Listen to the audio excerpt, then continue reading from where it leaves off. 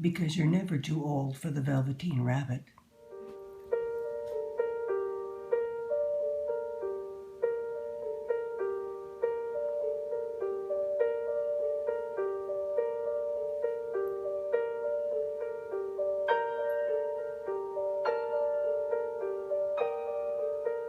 Once there was a Velveteen Rabbit, and in the beginning he was really splendid.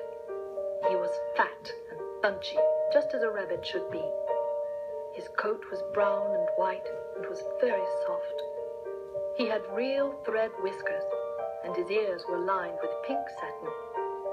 On Christmas morning, when he sat wedged in the top of the boy's stocking, with a sprig of holly between his paws, the effect was charming.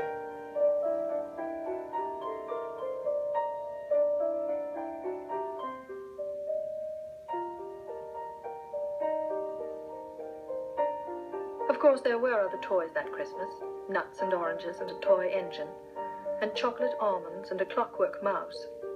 But the rabbit was quite the best of all. For at least 2 hours, the boy loved him. And then aunts and uncles came to dinner, and there was a great rustling of tissue paper and unwrapping of parcels, and in the excitement of looking at all the new presents, the Velveteen Rabbit was forgotten.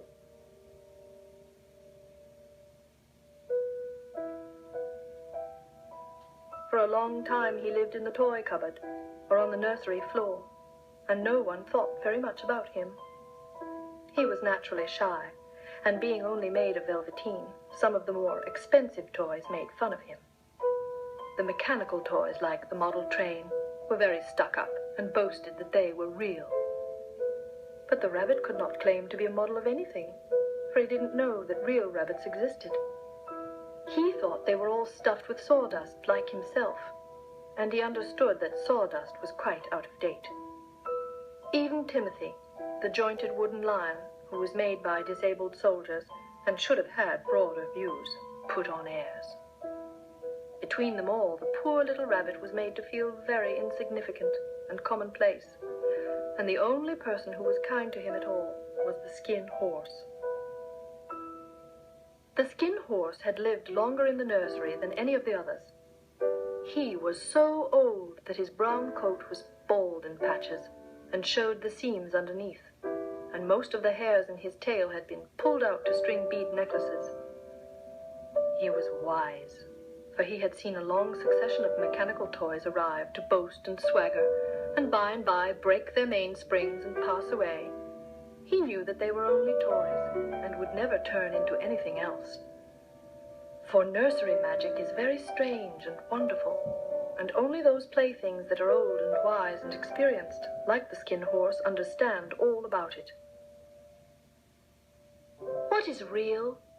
asked the rabbit one day. "Does it mean having things that buzz inside you and a stick-out handle?" "Real isn't how you are made," said the Skin Horse. "It's a thing that happens to you. When a child loves you for a long, long time, not just to play with, but really loves you, then you become real. Does it hurt?" Sometimes," for he was always truthful.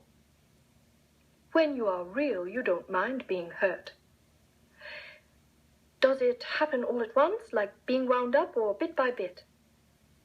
"It doesn't happen all at once. You become. It takes a long time.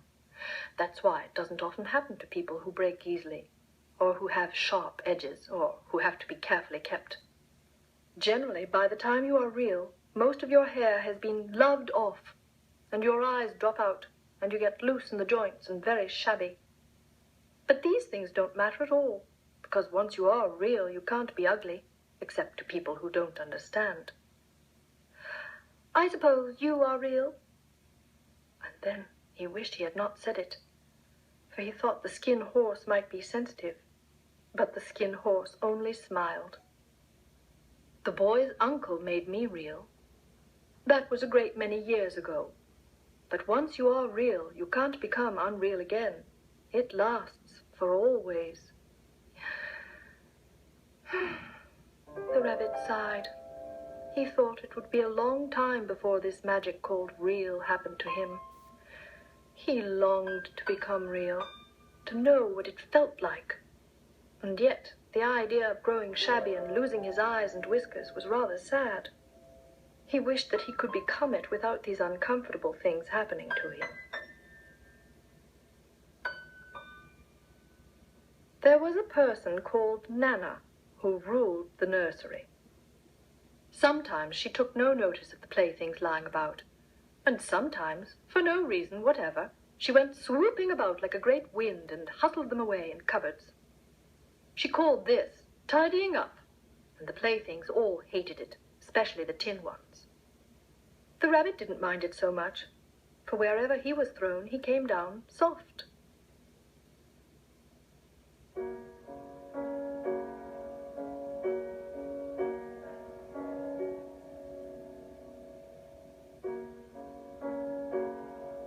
One evening, when the boy was going to bed, he couldn't find the china dog that always slept with him. Nana was in a hurry, and it was too much trouble to hunt for china dogs, and seeing that the toy cupboard door stood open, she made a swoop. "Here, take your old bunny. He'll do to sleep with you."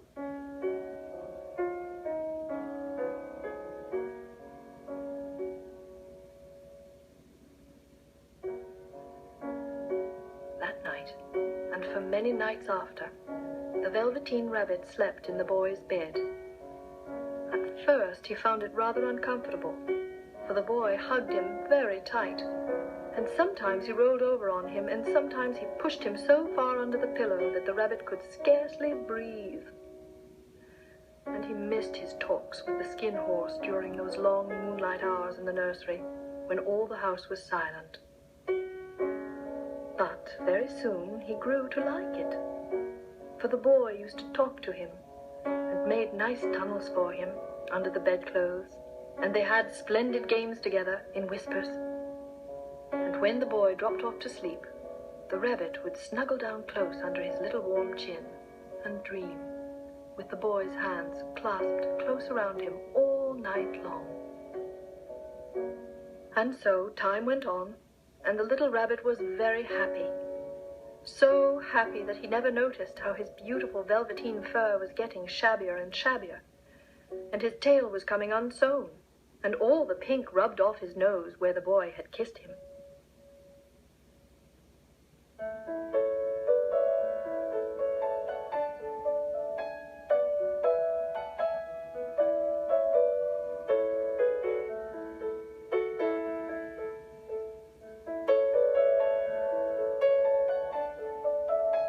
Spring came, and they had long days in the garden, for wherever the boy went, the rabbit went too. He had rides in the wheelbarrow, and picnics on the grass, and lovely fairy huts built for him under the raspberry canes behind the flower border.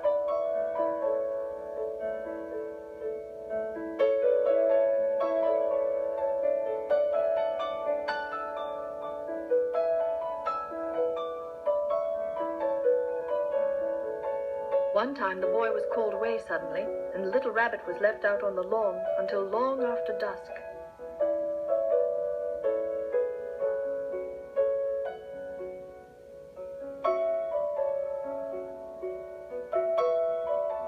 Nana had to come and look for him with the candle, because the boy was so worried about the rabbit he couldn't go to sleep unless the rabbit was safely home.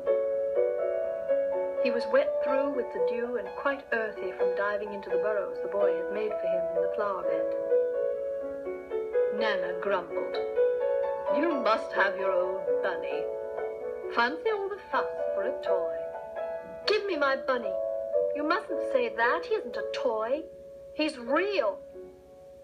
When the little rabbit heard that, he was happy, for he knew what the Skin Horse had said was true at last. The nursery magic had happened to him, and he was a toy no longer. He was real. The boy himself had said it. That night, he was almost too happy to sleep, and so much love stirred in his little sawdust heart that it almost burst.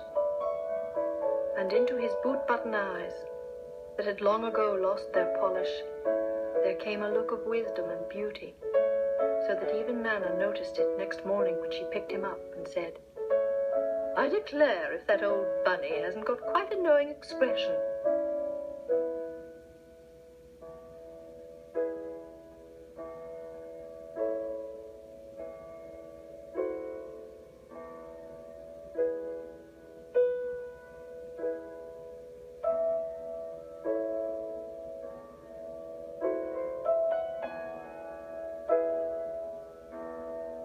That was a wonderful summer.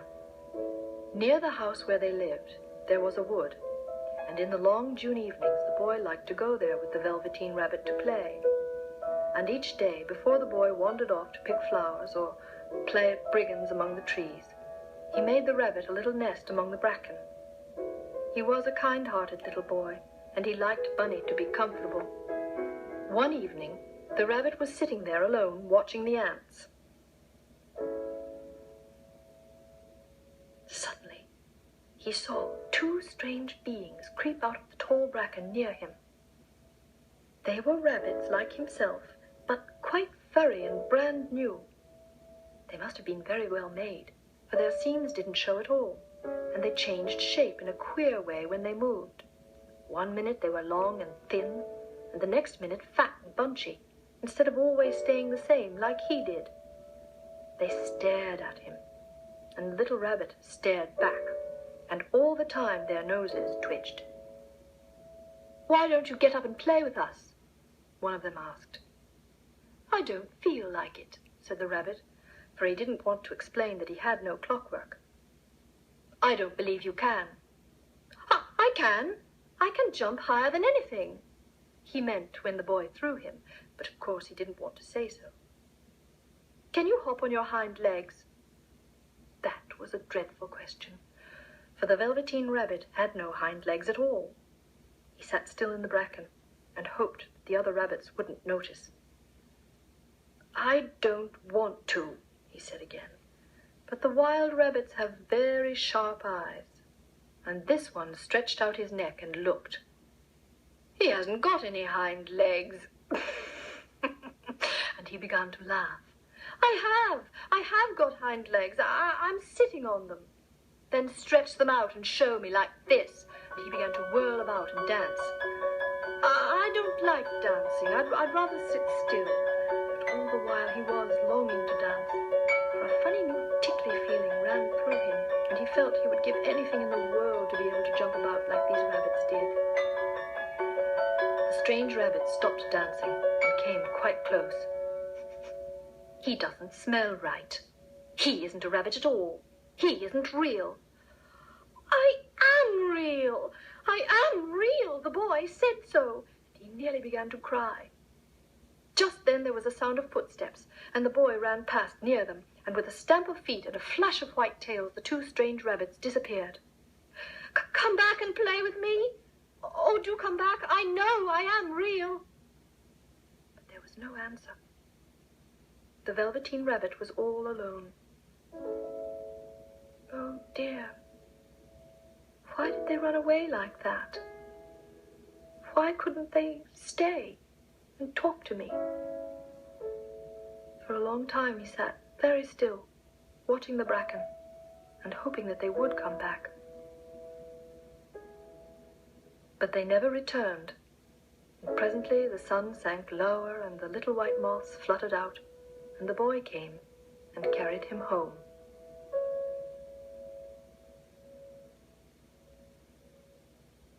Weeks passed, and the little rabbit grew very old and shabby, but the boy loved him just as much.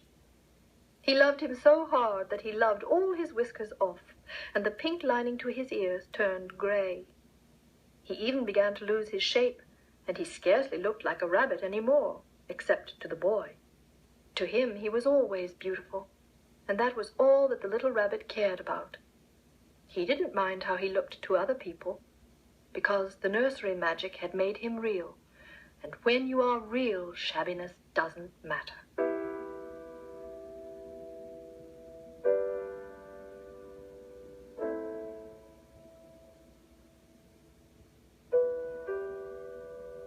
And then, one day, the boy was ill.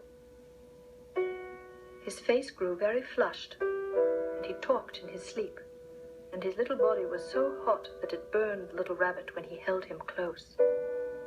Strange people came and went in the nursery, and a light burned all night, and through it all the little Velveteen Rabbit sat guard and never stirred. It was a long, weary time, for the boy was too ill to play, but he knew that the boy needed him. And while the boy lay half asleep, the little rabbit crept up close to the pillow and whispered all sorts of delightful plans for when the boy would be well again. They would go out in the garden among the flowers and butterflies and play splendid games in the raspberry thicket, just the way they used to.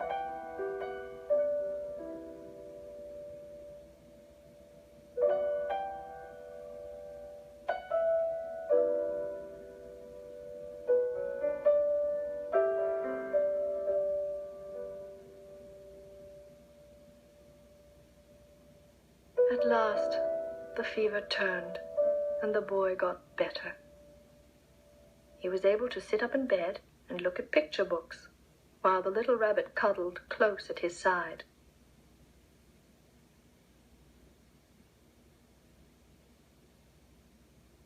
And one day they let him get up and dress. They had carried the boy out onto the balcony, wrapped in a shawl. The little rabbit sat tangled up among the bedclothes, listening. The boy was going to the seaside tomorrow.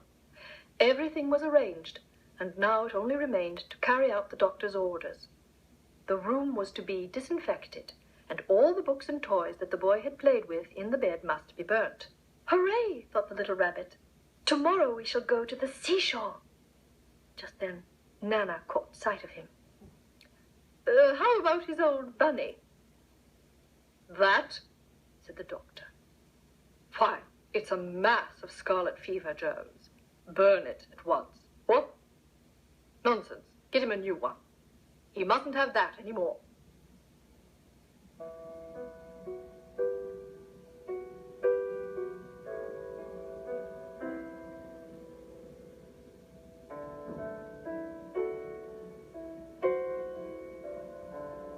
So, the little rabbit was put into a sack with the old picture books and a lot of rubbish, and carried out to the end of the garden behind the fowl house. That was a fine place to make a bonfire, only the gardener was too busy just then to attend to it. He had the potatoes to dig and the green peas to gather, but next morning he promised to come quite early and burn the whole lot. That night, the boy slept in a different bedroom, and he had a new bunny to sleep with him. It was a splendid bunny, all white plush with real glass eyes, but the boy was too excited to care very much about it. For tomorrow he was going to the seashore, and that in itself was such a wonderful thing that he could think of nothing else. And while the boy was asleep, the little rabbit lay among the old picture books in the corner behind the fowl house, and he felt very lonely. He was shivering a little, for he had always been used to sleeping in a nice warm bed, and by this time his coat had worn so thin and threadbare from hugging that it was no longer any protection to him. Nearby he could see the thicket of raspberry canes in whose shadow he had played with the boy on bygone mornings. He thought of those long sunlit hours in the garden. How happy they were, and a great sadness came over him. He seemed to see them all pass before him, each more beautiful than the other. The flower bed, the quiet evenings in the wood when he lay in the bracken and the little ants ran over his paws, the wonderful day when he first knew that he was real. And he thought of the skin horse, so wise and gentle, and all that he had told him. And a tear, a real tear, trickled down his little shabby velvet nose and fell to the ground. And then a wonderful thing happened. For where the tear had fallen grew a mysterious flower, not at all like any other that grew in the garden. It was so beautiful that the little rabbit forgot to cry and just sat there watching it. Then suddenly the blossom opened, and out stepped the loveliest fairy in the whole world. She came close to the little rabbit and gathered him up in her arms and kissed him on his velveteen nose that was all damp from crying. "Little rabbit, don't you know who I am?" The rabbit looked up at her, and it seemed to him that he had seen her face before, but he couldn't think where. "I am the nursery magic fairy. I take care of all the playthings that the children have loved. When they are old and worn out, and the children don't need them any more, then I come and take them away with me and turn them into real. Wasn't I real before? You were real to the boy because he loved you. Now you shall be real to everyone." And she held the little rabbit close in her arms and flew with him into the wood.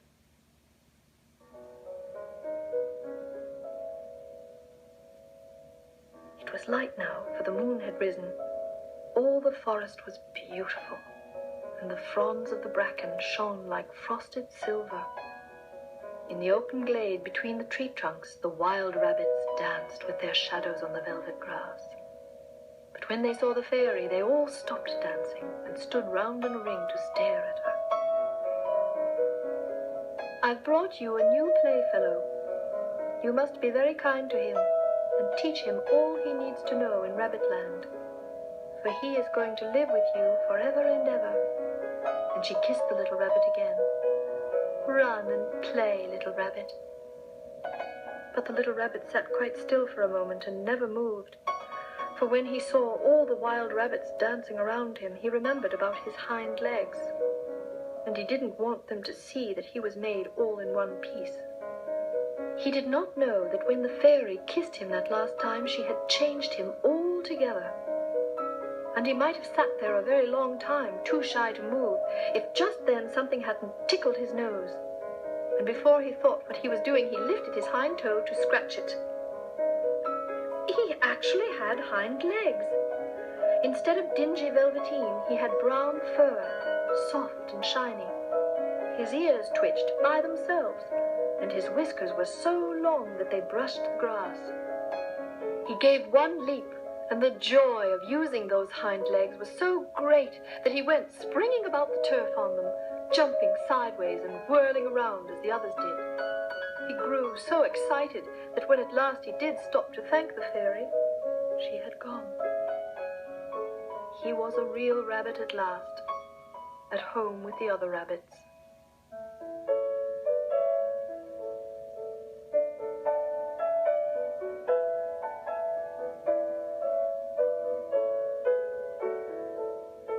Autumn passed, and winter. And in the spring, while the boy was out playing in the wood, 2 rabbits crept out and peeped at him.